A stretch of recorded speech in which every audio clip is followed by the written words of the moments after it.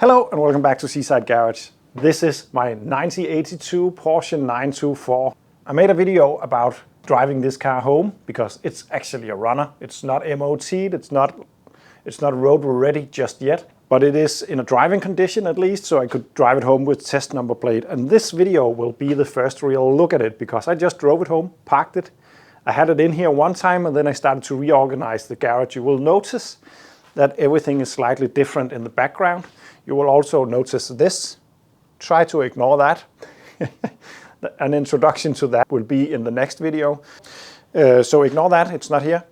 But this is my Porsche and this is going to be my new daily, I hope, because I actually, and I know it will come as a shock for a lot of you, it also came as a shock to me, even though it really shouldn't because I'm the one who did it. But I have sold the Citroen CX and there is a couple of reasons for that. The main reason is I bought this, I want to daily this. I also started work on the Saab. I need money to pay for all the parts I need. I accidentally used the money on the Porsche, now I need some more for all the other projects. And also, I have tried living with the CX now. I like that car a lot. And when I put it up for sale, to be honest, I thought it would take a while to sell it. It went really quickly. I might have sold it a little bit too cheap. Anyway, that doesn't really matter because I'm happy. The buyer is happy, and that's the main reason. And my channel and my life in the garage is about reviving cars, drive them around for a bit, then pass them on to someone else who likes to take care of them. And the CX went to a young guy. I might even think it was his first car, and he was really excited about it. And that makes me really happy because it would be nice if the next generation of drivers would also like to keep the old cars running. So I'm happy. I am missing the CX already.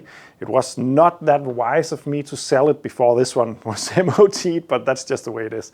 Anyway, enough about that. This is my Porsche. I drove it home and that's all. I don't know what's in the boot. I don't know what's in the box over there of parts. And I don't really know what needs to be done before the MOT. All I can say is it's driving pretty nicely. All I know is there's a spot of rust I need to fix. There are some light issues. The throwout bearing on this one is extremely noisy. It could even be the bearings in the transaxle. I don't know yet, but I think it's the throwout bearing. It's not a quick job to fix, and it would probably be wise to change the clutch and the clutch plate and all that while I'm in there. I will have to think about that. But anyway, let's take a look at this car. As mentioned, it's a 1982 model. Of the Porsche 924. This is the base model. It's the 2.1 naturally aspirated version. It's not the turbo, it's not the 2.5, it's the basic one.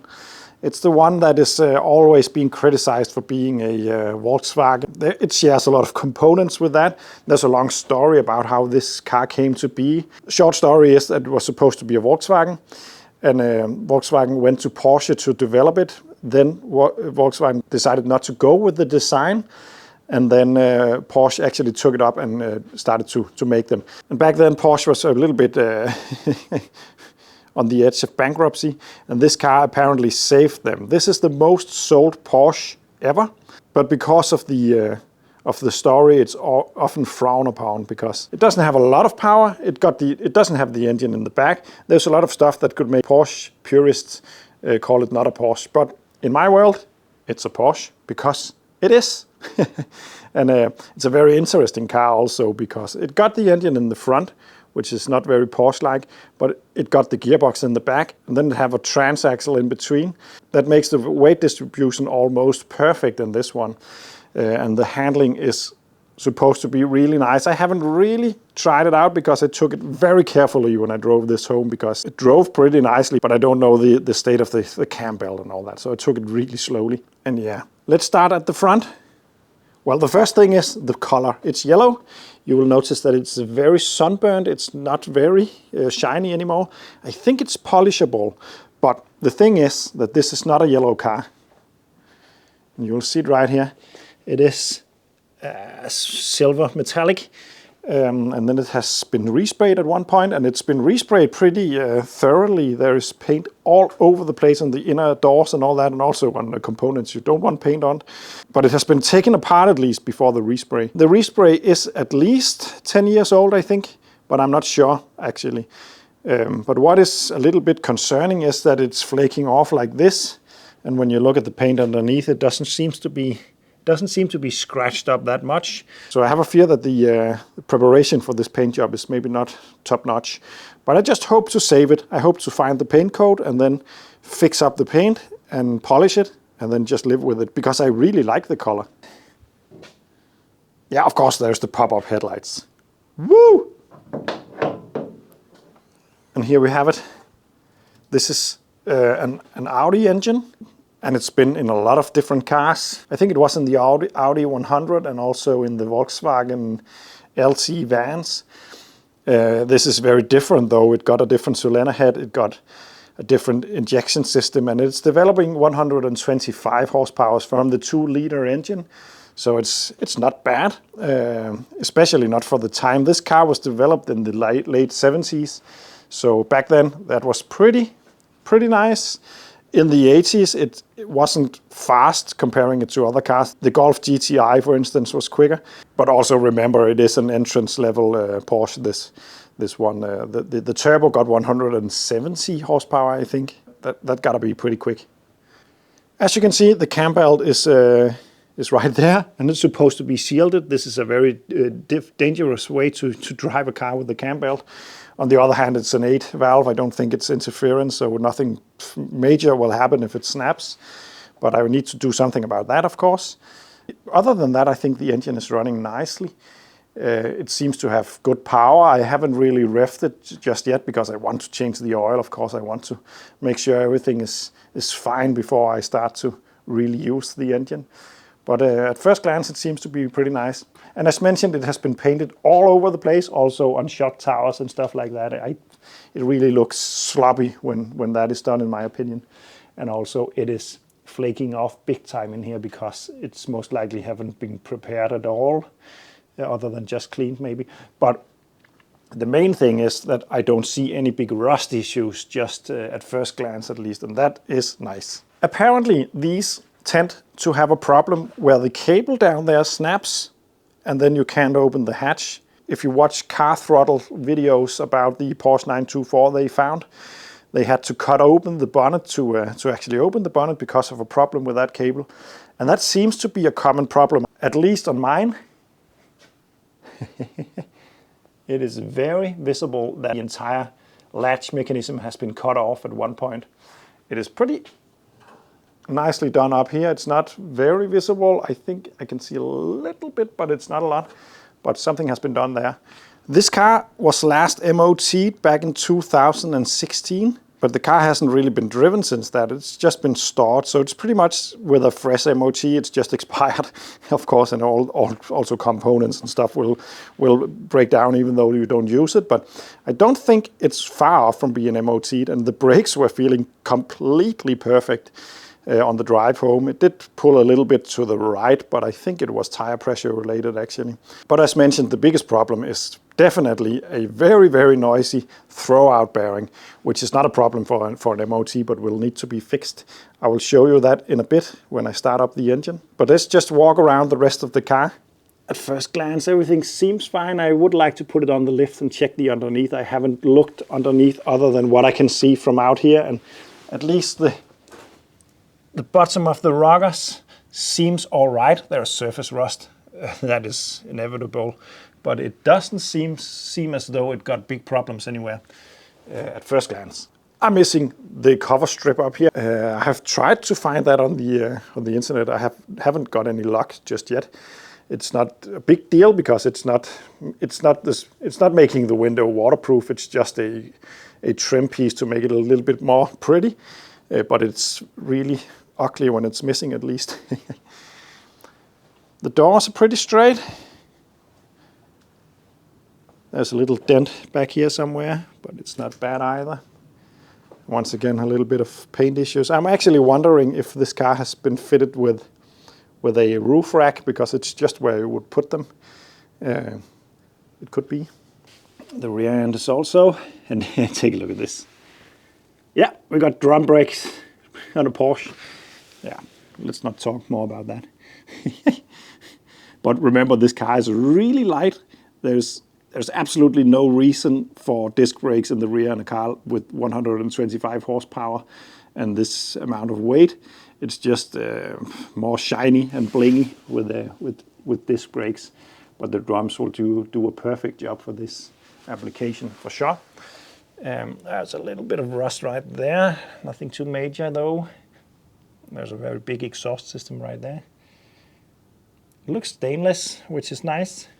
In the rear, everything seems nice and straight. It's missing the emblems though, but other than that, it seems just fine. On the other side, it's also really nice. There's also a bit of rust right there, and then just some mud from the drive home. And it's the same story with the rockers. Everything looks all right. And then there's this point that is probably the worst, at least what I have seen so far. The rust right there.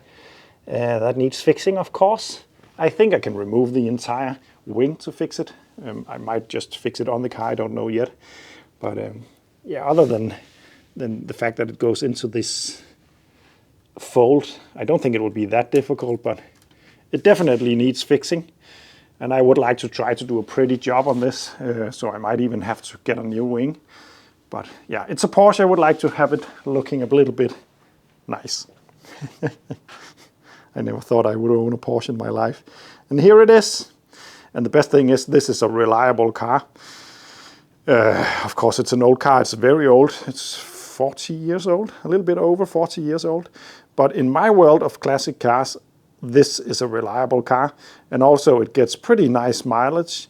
One of the reasons why I decided not to keep the CX anymore was the fact that the CX is giving me around 7 kilometers on 1 liter of fuel. This is going to give me around 11 or 12 kilometers on 1 liter of fuel, and that's a big difference. So that's good. I bought a Porsche to save some money.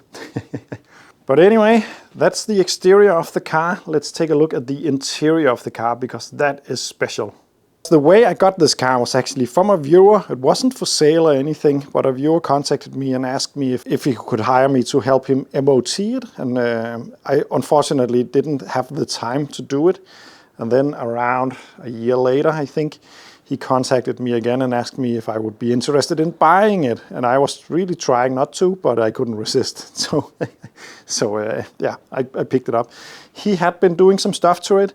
Especially on the interior, because the interior these got some really psychedelic and cool interiors, some of them at least, and this one was one of those.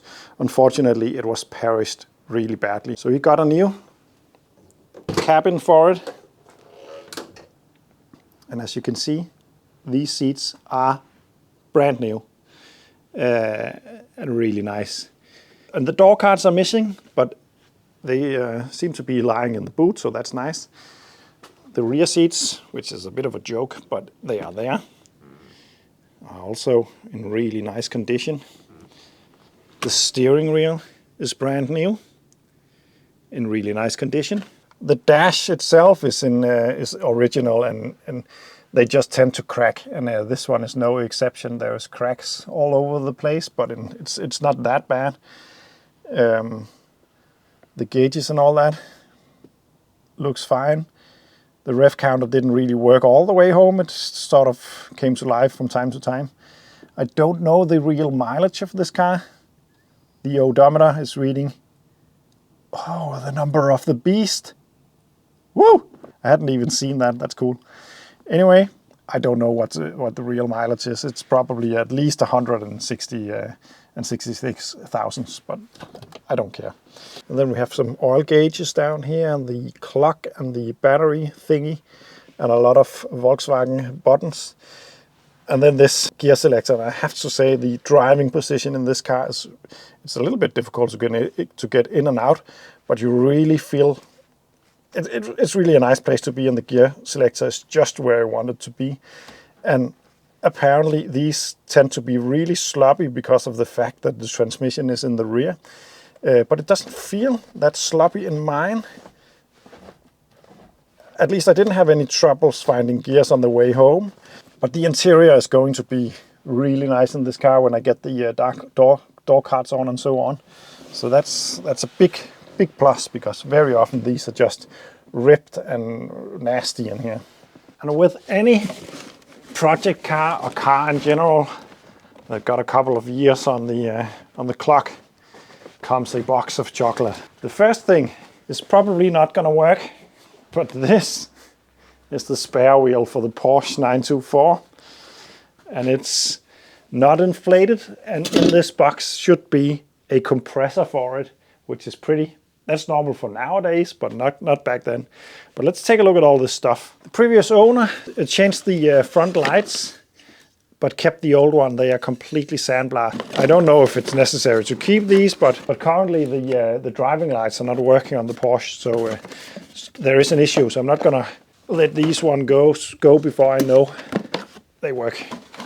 What else is there? There is the cover for the cam belt. That needs to go on. I do not like to have it exposed like that. Some extra binnacle thingies. Don't think I need that. And then a little box of different fittings for the doors, it looks like. Paperwork. I don't know if it was sold in Denmark, but it got German. No, even the manual is in German, so it's an import, I guess. I think this is the back for the roof or the sunroof that's removable, and then it can be put into this. Could it be that? I think it's that. Pretty nice. Some rubber seals, some mats, speedometer cable, a random box of stuff, oil filter. That's nice. I need to do a service on this car. Thermostat. Gasket for the thermostat. Porsche badge.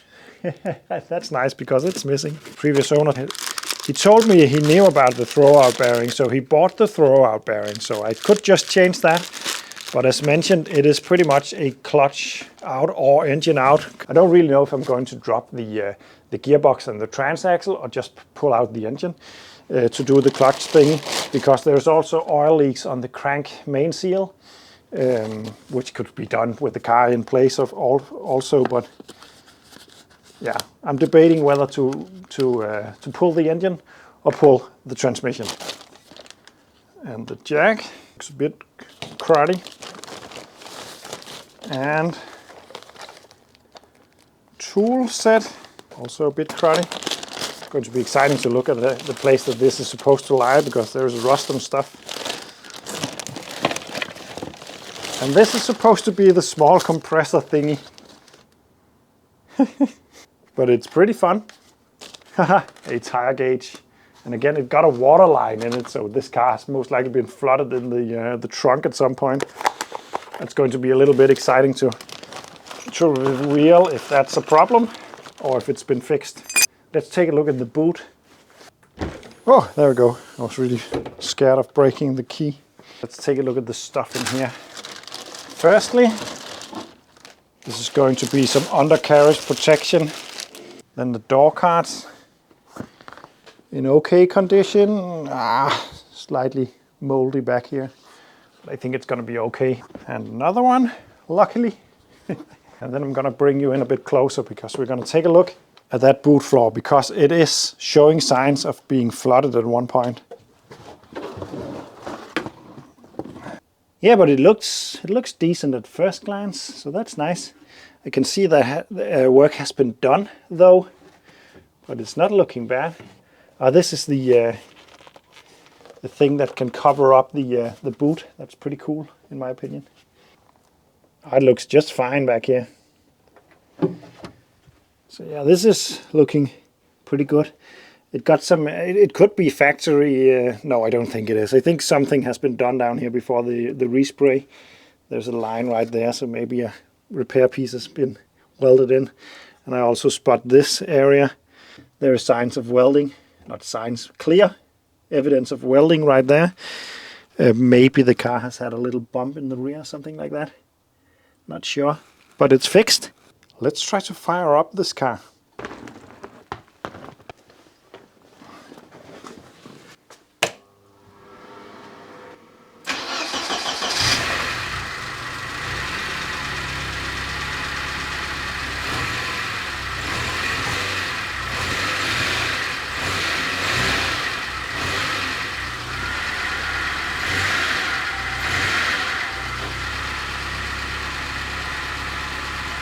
I'm always surprised about what the microphone picks up and what it doesn't pick up, but there is a sound right now that sounds like a throwout bearing, and when I press the clutch down, it changes and becomes a lot worse.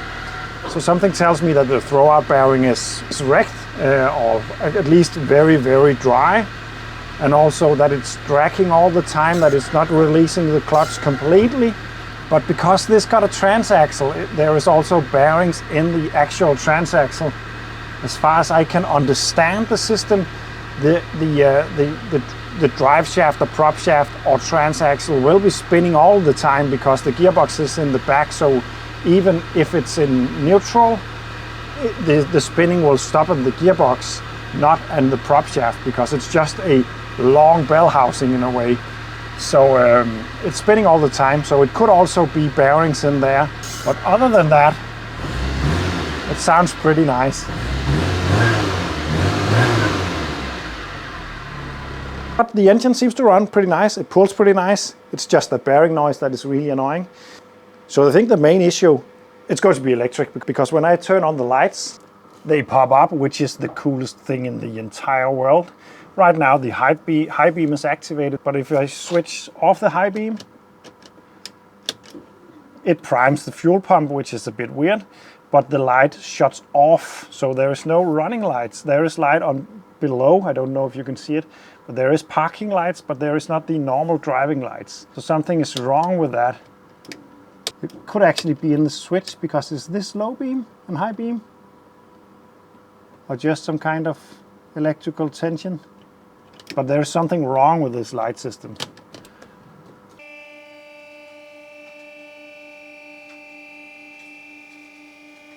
So let's get ready to take a look underneath the car. And to help me see a little better, I got this from Skill, the latest little lamp thingy. And it's pretty clever because it got different kinds of heights and so on, and you can spin this around. It's pretty nice. And it's just the same battery as all the other equipment, so I can put it down in position and switch it on.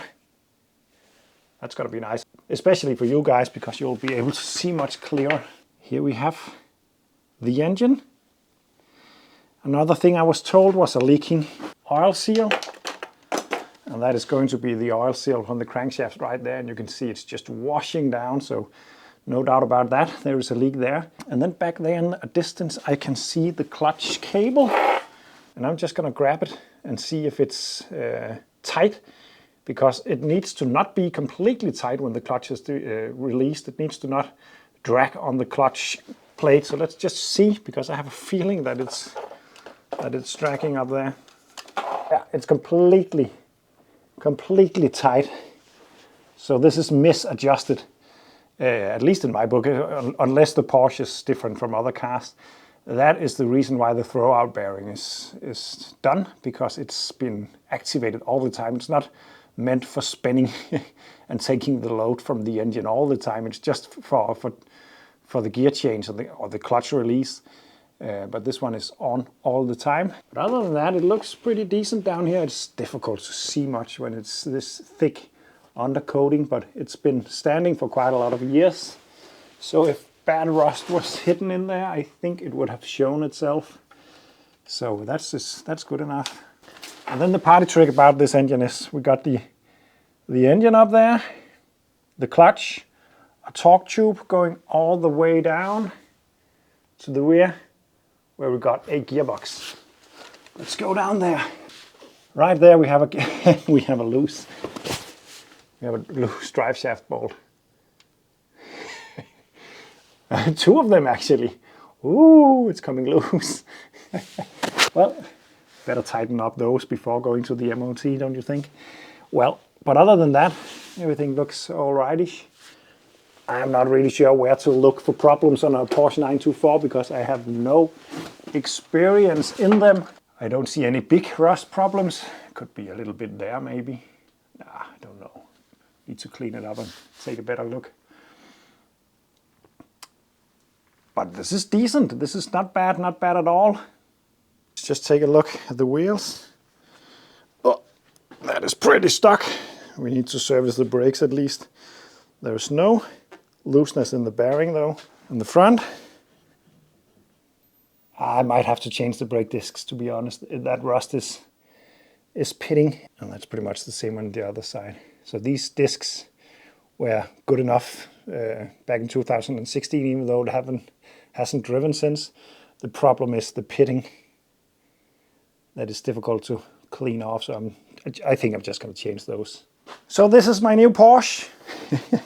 And it seems to be an easy project to get this back on the road. Remember, I just sold my daily. I needed to get back on the road. Of course, I have my Lancia, but I want to drive this as fast as possible. And as far as I can see, I need to fix the rust on the wing.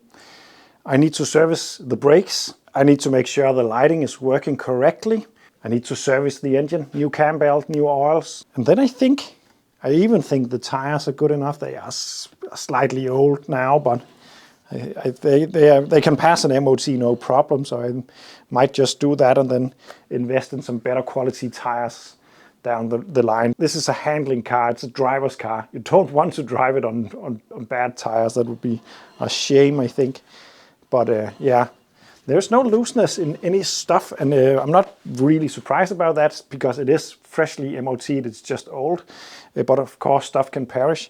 But that's also the reason why I'm just going to change the brake disc. I'm just going to change the pads and so on, because even though they might be alrightish, I don't know the age of it.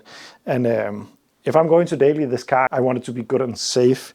So I'm going a little bit further with stuff like that in this one. This is all for this video. I just wanted to show you the stuff, and I just wanted to see it for myself because, as mentioned, I haven't even looked at the boxes and stuff like that because I think it's fun to take you along the journey. Now I'm going to put it down again, drive it out of here, and then I'm going to introduce the next project, and that video will be coming in a couple of days. Remember, you can support me on Patreon. That way I can continue to make these videos. I really like to do them, but I do need some funds from time to time for the parts, for all the stuff. That is a big help. Thanks for watching, and see you in the next one. I got a Porsche, I got a Porsche, I got a Porsche. It's a VW. No, it's not.